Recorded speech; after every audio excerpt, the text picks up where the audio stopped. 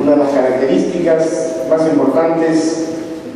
de los procesos democráticos es el intento de combinar el criterio de la representación con el criterio de la participación. Esta es una buena demostración que la participación y la representación pueden ser articuladas en un proceso de fortalecimiento de las instituciones y de fortalecimiento de la democracia. Pero este es un proceso que no es mecánico, ni es un proceso que se realiza así nomás. Requiere, en primer lugar, de una gran voluntad política. Y por eso quería saludar, estimado Jorge, la voluntad que has tenido de venir a Cajamarca, tu tierra, para discutir en un proceso que forma parte de los debates parlamentarios los proyectos de ley sobre este importante tema que es el ordenamiento territorial. Y cuando pasaba por la Plaza de Armas no podía evitar recordar esas imágenes de marchas ciudadanas, democráticas, repetidas y multitudinarias.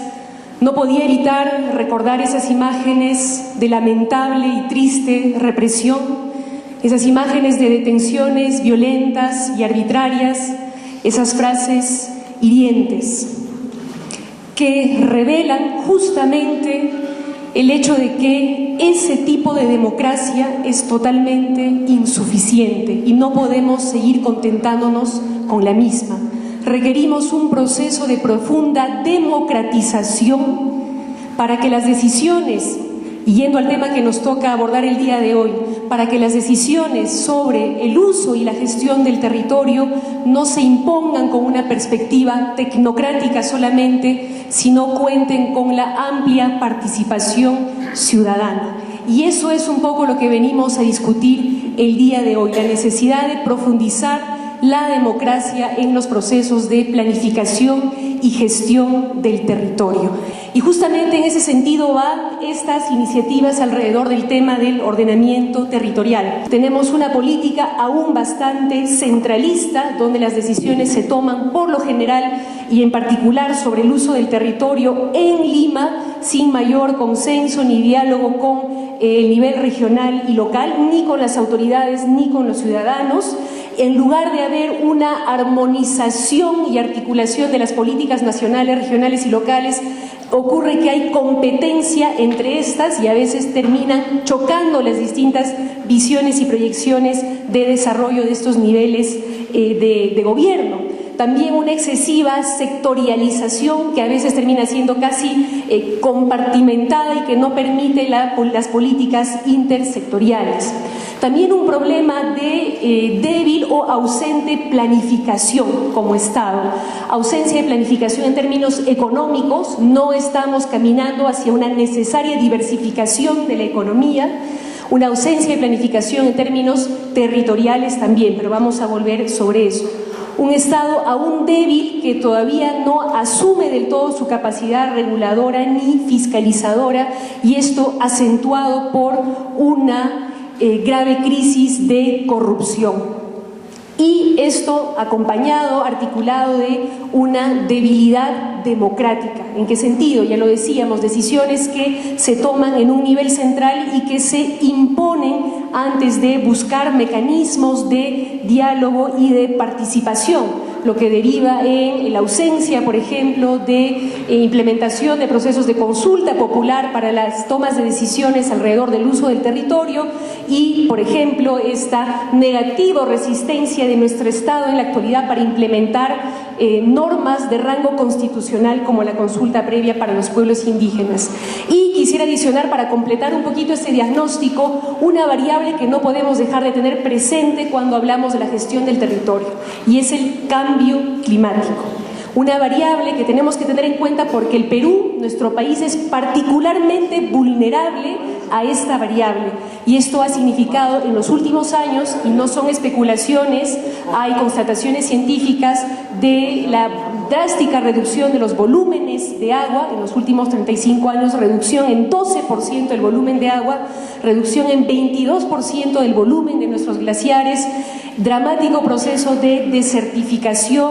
deforestación de bosques tropicales por tala informal, ilegal, por minería informal e ilegal, cerca de 6.000 pasivos por la gran minería, en fin, etcétera, etcétera, etcétera. Todo este panorama, creemos, configura un desequilibrio socioeconómico y desórdenes ambientales que se van generando y reforzando por este esquema. Y un último elemento, el de la conflictividad social, que ha sido cada vez más central en términos políticos en nuestro país en los últimos años. Creo que son conocidas ahora por todos las cifras de la Defensoría del Pueblo, que revelan que entre los 150 a 200 conflictos sociales que se registran de manera permanente, entre el 60 y el 70% son de naturaleza, según la Defensoría del Pueblo, socioambiental, es decir, tienen que ver con la disputa por el uso del territorio, nuevamente por falta de planificación y concertación en el uso del mismo. Y tiene que ver, y ahí quiero pasar al concepto de territorio, para que sepamos todos de qué estamos hablando, o en todo caso, qué es lo que estamos poniendo sobre la mesa. Creo que el problema deviene de que desde el Estado se ha venido concibiendo el territorio como un espacio físico donde hay recursos naturales que tienen que ser explotados, o un espacio físico que es soporte para las inversiones. Así ha venido siendo concebido el territorio por el Estado, y no como creemos que debiera ser concebido, es decir, desde una concepción integral de territorio, entendiendo que territorio es una construcción social, donde lo que se tiene que tomar en cuenta, además de los recursos naturales, es las dinámicas económicas, sociales, culturales de las poblaciones locales, de los ciudadanos, de las rondas, de los pueblos indígenas, de los agentes económicos, etcétera, etcétera. Una concepción radicalmente diferente de la primera, que a mi juicio tiene que ver con esta ausencia de planificación con visión sostenible y de largo plazo. Entonces, por eso es que creemos que necesitamos una política de ordenamiento territorial y una ley que lo regule para poder contribuir a la gobernanza, para poder delimitar claramente las funciones entre los distintos niveles de gobierno y los diferentes sectores, para poder tener una gestión eficiente del uso y la ocupación de los territorios y los recursos naturales, para que tengamos una óptima localización y dimensión de los asentamientos humanos, de la infraestructura, de las inversiones, para que esos actores que intervienen en el territorio con sus actividades puedan participar también del proceso de planificación y de gestión del territorio desde el principio, para asegurar además la implementación efectiva de los planes de ordenamiento territorial y no queden en letra muerta, como a veces ocurre con, por ejemplo, los planes de desarrollo concertado, que tenemos muchas regiones, provincias y localidades muy lindos, publicados de manera muy estética, pero que muy pocas veces se traducen en políticas y gestión territorial efectiva. También creemos que se necesita una ley de ordenamiento territorial para fortalecer las entidades territoriales, regionales y locales en la gestión del territorio. Y finalmente, para que el ente rector, y ya vamos a hablar de quién creemos que puede ser ese ente rector, tenga la suficiente independencia, la claridad de funciones que necesita y la visión integral de territorio. Y ahora sí quiero entrar a discutir ya algunos de los aspectos de este proyecto de ley, sujetos por supuesto a debate, a crítica y a los aportes que nos puedan dar esta mañana. El ente rector, y aquí tuvimos una discusión bastante amplia sobre el tema. Algunos creíamos que el ente rector debía ser el CEPLAN, que pareciera pues el ente llamado naturalmente a hacerlo por su función de planificación y planeamiento nacional.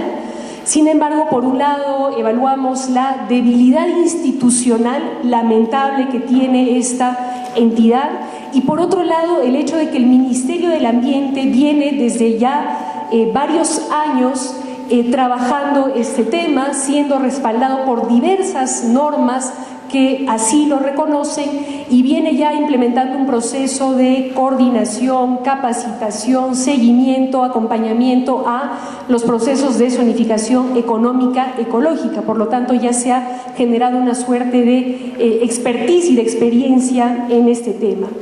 ¿Qué estamos planteando que debiera ser este ente rector? Establecer, pues, de manera concertada, eso sí, no es que el ministro del Ambiente, planteamos, vaya a decidir todo, sino que se establezca en este ente rector de manera concertada las políticas, las normas, los criterios, los procedimientos, las herramientas, las estrategias, que este ente rector monitoree los procesos de elaboración de los planes de ordenamiento territorial para asegurarse de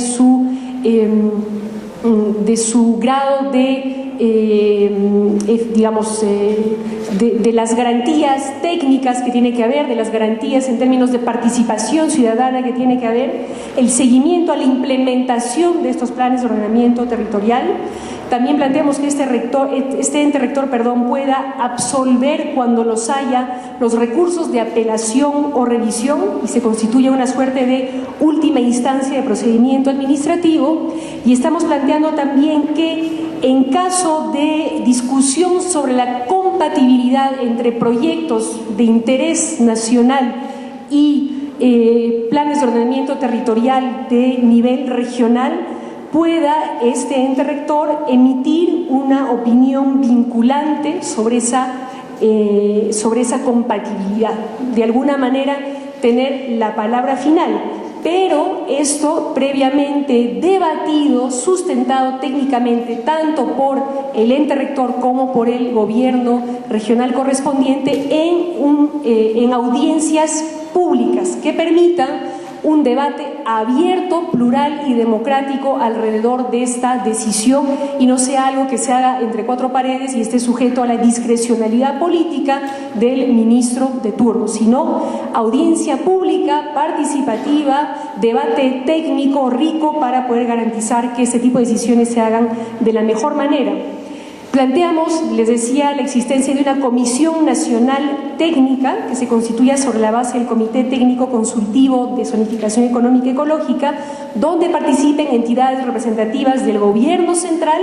gobiernos regionales, gobiernos locales, sociedad civil, pueblos indígenas, sectores productivos, etcétera, etcétera, para que puedan ellos de manera participativa proponer al ente rector las políticas, las estrategias y las normas y puedan emitir la opinión técnica correspondiente y las recomendaciones respecto a los procesos de ordenamiento territorial. Y de naturaleza similar planteamos la existencia de comisiones técnicas en el nivel regional y provincial, entendidos también como espacios de concertación con amplia participación ciudadana y que emitan opinión previa técnica a la aprobación de los planes de ordenamiento territorial, garanticen el seguimiento a la implementación de los planes de ordenamiento territorial y su articulación a los demás planes. Rápidamente quiero pasar entonces a lo que vendrían a ser las funciones en esta materia de los gobiernos regionales y provinciales. Gobierno regional es el encargado de promover y conducir el proceso de ordenamiento territorial y su implementación. El encargado de formular y aprobar el plan de ordenamiento territorial en base a lo que se discuta participativamente en las comisiones técnicas regionales de ordenamiento territorial. Gobierno regional emite opinión sobre compatibilidad entre plan de ordenamiento territorial y otros planes, monitorea, evalúa, supervisa, ya lo habíamos dicho, promueve y garantiza los mecanismos de participación ciudadana y es el principal ente articulador entre los tres niveles de gobierno. El mismo esquema se repite a nivel provincial, no lo voy a repetir, y en el caso de los gobiernos locales planteamos el hecho que den información, faciliten el acceso y participen en la supervisión para la implementación de la construcción, para que participen en la construcción y la implementación de los planes provinciales de ordenamiento territorial, garanticen también los mecanismos de participación ciudadana y la implementación de los procesos de consulta previa a pueblos indígenas ahí donde sea necesario. ¿Cómo definimos el ordenamiento territorial? ¿Qué cosa es el ordenamiento territorial? Decimos, y aquí me remito a leer el artículo 2 de nuestra propuesta, que este es un proceso político, técnico y administrativo, de toma de decisiones en el que los actores involucrados participan concertadamente a fin de establecer el uso, la estructuración, la ocupación ordenada y sostenible del territorio sobre la base de la identificación de sus potencialidades y sus limitaciones. Planteamos como principios rectores el desarrollo sostenible, la gobernanza, el bien común, la equidad, el enfoque integral y ecosistémico, el enfoque importantísimo intercultural, la participación ciudadana y la consulta y la libre autodeterminación en el caso de los pueblos indígenas. Objetivos de una ley de ordenamiento territorial: uso y ocupación ordenada, segura y sostenible del territorio. Uso y aprovechamiento sostenible de los recursos naturales. Conservación y preservación del patrimonio natural y del patrimonio cultural. Regulación de la distribución espacial de la población, asumiendo relaciones de interculturalidad. Promoción del proceso de descentralización. Promoción de la integración social y económica de las poblaciones al interior del territorio nacional. Promoción del diálogo intercultural. Mitigación y o eliminación de los impactos ambientales, sociales, económicos y culturales negativos. Voy a adelantarme un poco a comentarles algunos de los que hemos planteado como criterios para elaborar un plan de ordenamiento territorial. No voy a leer todos, pero sí quiero subrayar el hecho de que le estamos dando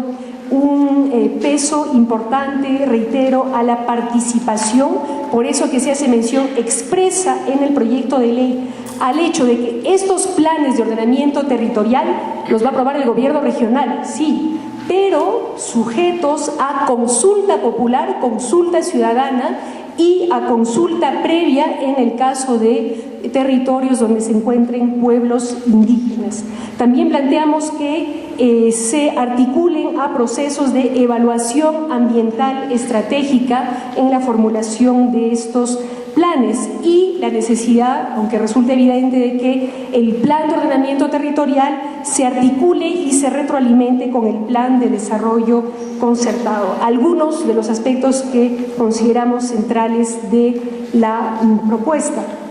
Paso sobre el contenido del plan de ordenamiento territorial. En cuanto a la elaboración y aprobación del mismo, estamos planteando que este se haga a través de una ordenanza regional que tenga una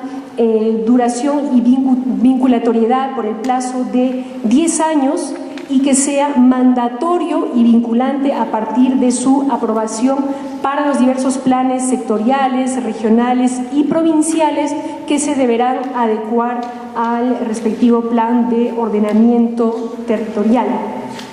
Le estamos dando también un peso importante a la institucionalización y fortalecimiento de un sistema nacional descentralizado de información territorial y hacemos también mención expresa a lo que consideramos deben ser áreas de tratamiento especial,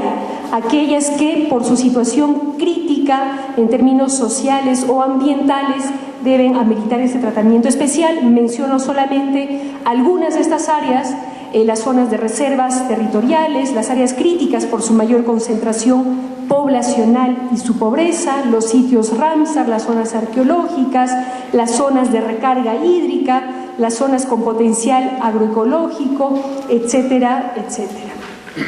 Y finalmente estamos planteando, por si esto pudiera generar preocupación, en una disposición transitoria que muchos nos dicen, ¿y qué va a pasar mientras tanto, mientras aprobamos la ley de ordenamiento territorial? Planteamos que en tanto no se aprueben los planes de ordenamiento territorial y no se apruebe esta ley, los gobiernos locales y regionales deberán emitir opinión vinculante sobre todo proyecto o actividad que se desarrolle en el ámbito de su jurisdicción, tomando en cuenta, eso sí, su zonificación económica ecológica. Es decir, No queremos que ni el gobierno central imponga autoritaria y arbitrariamente sus proyectos, ni el gobierno regional tampoco de manera arbitraria o autoritaria se oponga a un proyecto, sino que el gobierno regional o provincial en cuestión tenga que emitir una opinión técnica vinculante, sustentándose en información que se derive de su zonificación económica, ecológica.